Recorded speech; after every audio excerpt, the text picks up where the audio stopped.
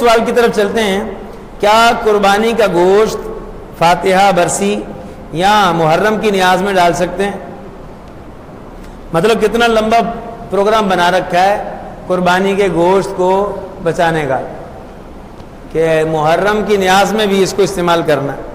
ویسے بہتر تو یہ ہے جتنا جلدی یہ ختم ہو جائے ہمیں بانٹ دینا چاہیے گوشت، مگر آج کل حالات یہ ہیں کہ جو بندہ 2 لاکھ کا جانور لے کے آتا وہ کہتا ہے 35,000 کا فریج بھی لے آؤں ساتھ، ایک اور ڈی فریزر لے آتا 40,000 کا ساتھ۔ کس لیے لا رہا ہے؟ کہ یہ جو سارا ہے نا تھوڑا سا بانٹ دوں باقی میرے گھر میں رہے۔ تو یہ قربانی کے جو مقاصد ہے نا کہ غریبوں تک زیادہ سے زیادہ گوشت پہنچ جائے، یہ اس کے خلاف ہے۔ بعض بزرگ تو ایسا کرتے تھے کہ 3 دن کے اندر اندر سارا گوشت ختم کر دیا کرتے تھے۔ اب بھی مستحب یہ ہے، البتہ اجازت ہے، بخاری شریف کی حدیث ہے کہ چاہو تو کھاؤ چاہو تو ذخیرہ کر لو، اجازت دی ہے ہمارے نبی صلی اللہ علیہ وسلم نے کہ ذخیرہ کر لو، محفوظ کر لو۔ البتہ اگر کوئی غریب شخص ہے،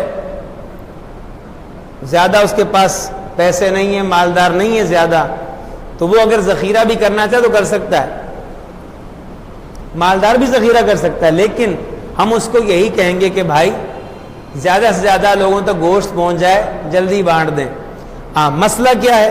فاتحہ برسی یا محرم کی نیاز میں بالکل اس کو ڈال سکتے ہیں، اس میں کوئی ممانعت نہیں ہے۔ اس گوشت کی بھی فاتحہ بھی دلائی جا سکتی ہے، حتیٰ کہ اگر آپ کے بیٹے کا ولیمہ آ رہا ہو تو وہ بھی کر سکتے ہیں آپ۔ لیکن جو افضل بات ہے، جو بہتر بات ہے وہ میں نے عرض کر دی۔